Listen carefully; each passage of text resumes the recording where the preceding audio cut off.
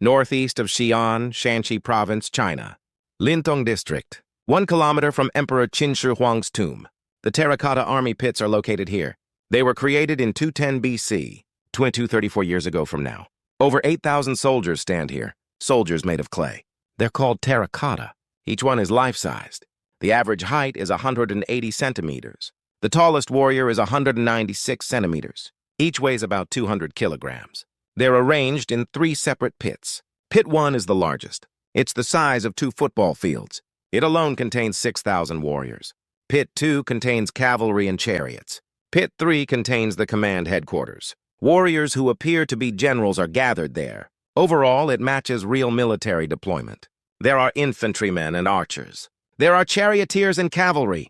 Ranks are distinguished. Armor styles differ. Weapons differ. But the most astonishing thing is something else. All the faces of the 8,000-plus warriors are different. Mustache styles differ. Some soldiers have only a mustache. Some have both mustache and beard. Some young soldiers have no facial hair at all. Hairstyles differ. Some soldiers wear top knots. Some have braided hair. Some have short cropped hair. Facial expressions differ. Some soldiers have solemn expressions. Some have gentle expressions.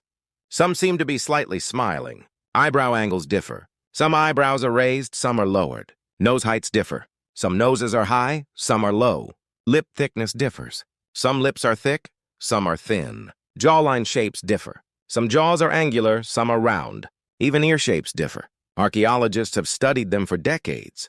They analyzed hundreds using 3D scanners. They compared facial measurement data. The results were astonishing. Among all 8,000, not a single identical face was found. Not one face perfectly matched another. How is this possible? This was 2,200 years ago. It wasn't the age of mass production. There were no computers, no 3D printers, no photographs. What methods did the artisans use? Why did they create such precision? It would have been much faster to make identical faces. The secret is now being revealed. The story goes back to 247 BC. A boy ascended to the throne. He was only 13 years old. He became the king of Qin. His name was Zheng. He would later be called Shi Huangdi, the first emperor in Chinese history. From childhood, he witnessed death. Assassinations occurred in the palace. Rebellions broke out, so he came to fear death extremely. He dreamed of immortality all his life. He believed Mercury was the elixir of immortality. So he drank mercury little by little. Of course, it was poison. It slowly destroyed his body. He ordered people to find the elixir of life. He sent thousands to the eastern seas. He ordered them to find the legendary island. But no one returned. Eventually, he realized something. Death cannot be avoided. Then there must be another way, a way to rule as emperor even in the afterlife. So he made a plan. He decided to build a massive underground palace. He would live there eternally. And he needed an army to guard that place. In the past, living soldiers would have been buried together. It's called human sacrifice. But he chose a different method. He decided to create soldiers from clay. However, there was a condition. They must look like a real army. It was 246 BC, 1 year after he ascended the throne. Construction began. 700,000 artisans were mobilized. The finest artisans gathered from across the nation. There were potters, experts in working with clay. There were sculptors, experts in creating faces. There were metallurgists, experts in making bronze weapons. There were painters, too, experts in coloring the terracotta warriors. There were carpenters, experts in building the pit structures. Work continued for 36 years, until the emperor died. It took several months to create one warrior. The process was complex. First, they created the base, a thick clay platform. Then they built up the legs on top. They used a method of rolling long clay strips and stacking them in coils. It's called the coiling technique. The torso was also made the same way. But for detailed parts, they used molds. Armor patterns were stamped with molds. Arms were made with molds. Legs were made with molds. There were 8 basic torso molds. This sped up the work. But one part was an exception. The face. Faces were never finished with molds alone. Each face was carved by hand. Why? Because of the emperor's command. The command was to make them look like a real army. Think about a real army. If there are 8,000 soldiers, there are 8,000 different faces. No 2 faces are the same, so the same had to be true for the terracotta warriors. Every soldier had to be unique. That was the emperor's command. And the artisans executed that command perfectly. So how exactly did the artisans create them? There was a process. There was a systematic method. First, they stamped faces using 8 basic molds. There was a round face mold. There was an angular face mold. There was also a long face mold. These molds varied by region. There were facial characteristics of northern people. There were also facial characteristics of southern people. The Qin dynasty had conquered many regions. The army also had people from various regions, so diverse face molds were needed. But this wasn't the end. From here, the real work began. Artisans put their hands on the faces that came out of molds. They used bamboo tools, thin bamboo knives. There were also V-shaped tools. There were curved scrapers. First, they refined the nose, sometimes raising it a bit, sometimes lowering it a bit. They carved the bridge of the nose. They carved out the nostrils. Each one was made differently. They carved the eyebrows. They changed the angles, sometimes raising them up, sometimes lowering them down. They made eyebrow ends pointed. They made eyebrows thick or thin. They carved out the eyes. They created eyelids. Some had single eyelids, some had double. They refined the lips, sometimes making them thick, sometimes making them thin. They slightly opened the mouth. They raised the corners of the mouth. They carved the chin, sometimes making it pointed, sometimes making it round, sometimes making it square-jawed. They made ears separately and attached them. Ear shapes all differed too. Some ears were large, some small. Some had long earlobes. They carved beards. They carved each strand of beard with fine tools, sometimes carving mustaches, sometimes carving chin beards, sometimes carving sideburns. They also made young soldiers without beards. They sculpted hair. This took the longest time. They carved each strand of hair, sometimes making top knots, sometimes making braided hair, sometimes making short hair. All this work was done by hand. One skilled artisan worked on it. It took 1 to 2 months. 2 months to complete one face. How long would it take to make 8,000? The calculation is astonishing. Hundreds of artisans had to work simultaneously. They had to work non-stop for 36 years, and they actually did. But recent research results are even more shocking. Archaeologists precisely analyzed terracotta faces. They used 3D laser scanners. They scanned hundreds of faces. They measured the dimensions of each facial feature. They measured the distance between eyes. They measured the distance between nose and mouth. They measured the position of ears, and they compared that data. The results were astonishing. Facial proportions matched real humans. They weren't just created from imagination. Artisans observed real soldiers. They measured faces with string. They measured nose height. They measured the distance between eyebrows and eyes. They drew along jawlines, and they transferred those measurements exactly to clay. There were 8,000 Qin soldiers, so 8,000 different faces were needed. Therefore, artisans replicated the real army one by one. The terracotta warriors weren't mere artworks. They were precise replicas of the real army. The faces we see on terracotta warriors are the faces of Qin soldiers who actually lived 200 years ago. Their faces have been preserved eternally in clay. 36 years of work was completed. Over 8,000 terracotta warriors were finished. The underground palace was also completed. It was 210 BC. The emperor died. He died suddenly during a tour. He was 49 years old. It was likely mercury poisoning. His body was moved to the underground palace. A grand funeral was held. Countless treasures were buried with him. Gold and silver were buried. Jade was buried. Precious objects were buried. But after the funeral, something strange happened. The artisans disappeared. All 700,000 artisans vanished somewhere. They never returned. Their families never saw them again. What happened? There's a record in Sima Qian's records of the Grand Historian. A brief but chilling record. It says that after the tomb was completed, those who knew the interior became dangerous. The secret couldn't be leaked. Those who knew the tomb's structure were dangerous. Those who knew the location of treasures were dangerous. Those who knew the location of booby traps were dangerous. So a decision was made, a ruthless decision. They decided to seal the artisans inside the tomb together. When the work was done, stone doors closed. Passages were blocked. Earth was filled in. The artisans couldn't escape. They were trapped in darkness.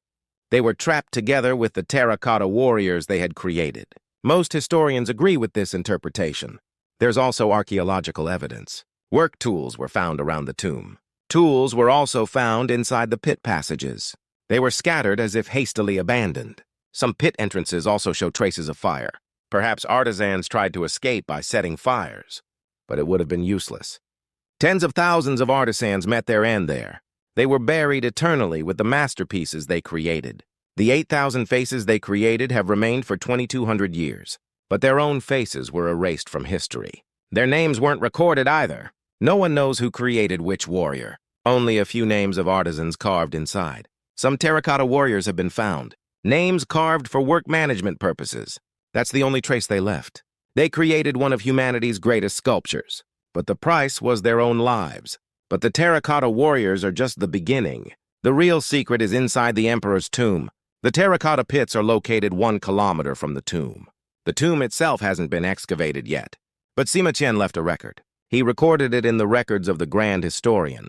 That record is astonishing. It says rivers made of mercury flow inside the tomb. It says they created all kinds of waterways with mercury. It says they made rivers with mercury. It says they made seas with mercury. It says they made mercury flow using mechanical devices. For 2,000 years, people didn't believe this. They thought it was legend. They thought it was exaggeration. They thought it was literary expression. Does it make sense to create rivers with mercury? Mercury is liquid metal.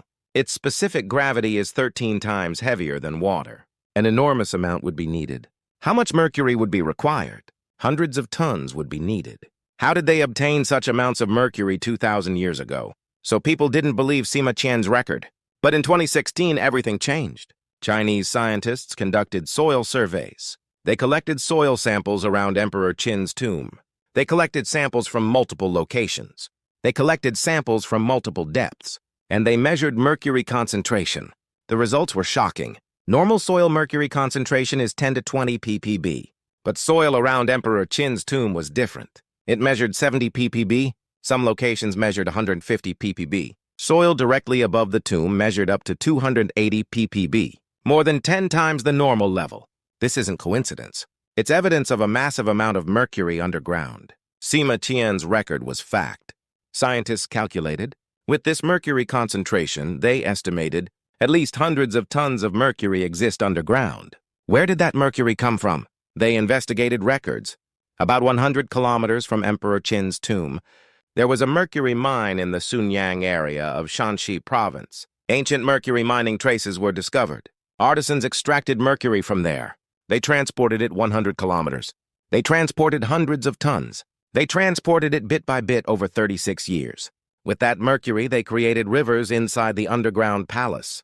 They created a map of all of China on the floor. They represented the Yellow River with mercury. They represented the Yangtze River with mercury. They also represented the seas with mercury. And they made the mercury circulate using mechanical devices. They created rivers that actually flow. The emperor wanted to rule his empire even in the afterlife, so he recreated the entire empire inside the underground palace. And 8,000 terracotta warriors guard that empire. Even now, 2,034 years later, the mercury is still there. Is it still flowing? Probably most of it has evaporated. But enough dangerously remains. That's why the tomb can't be opened. So why isn't the tomb being excavated? The terracotta warriors were discovered in 1974. A farmer discovered them while digging a well. In Xi'an village, Lintung district, Xi'an, Shaanxi province. There was a severe drought. Villagers decided to dig a well. As they dug, something strange emerged. It was a human head made of clay. At first, they thought it was a religious statue. The villagers were frightened. But one person reported it. Archaeologists came. Excavation began. And the world was shocked.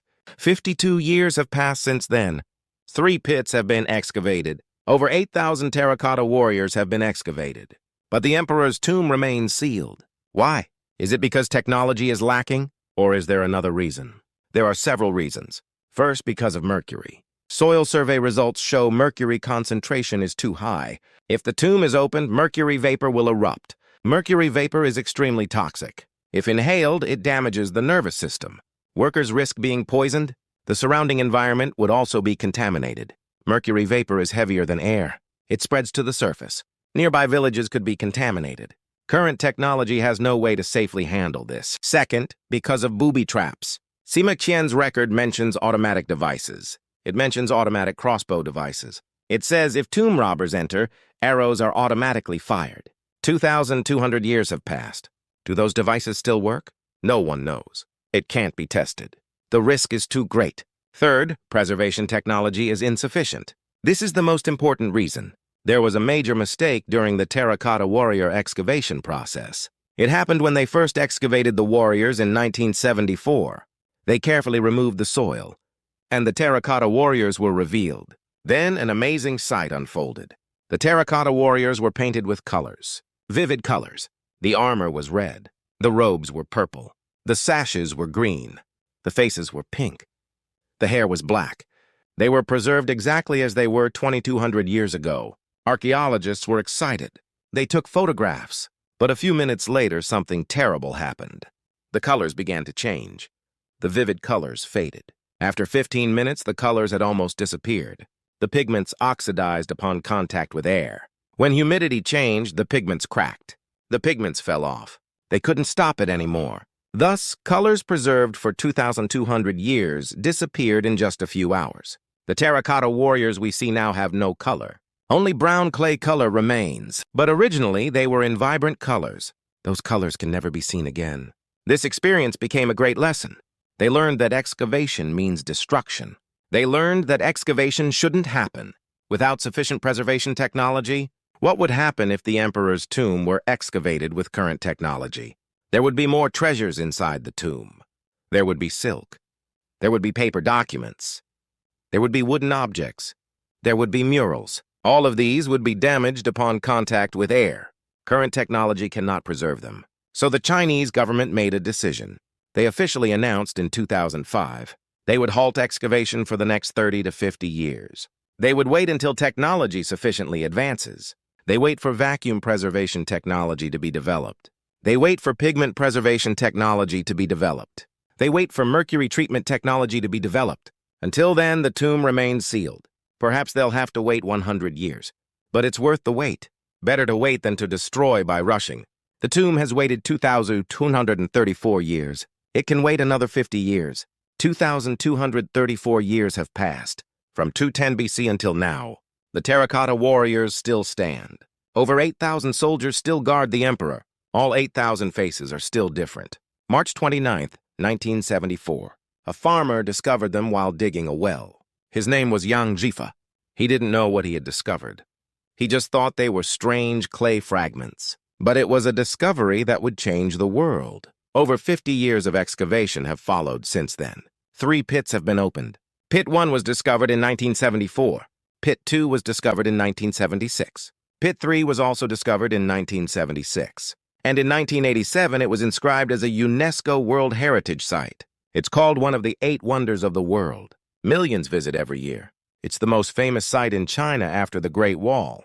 People are overwhelmed when they stand before the terracotta warriors. They see 8,000 different faces.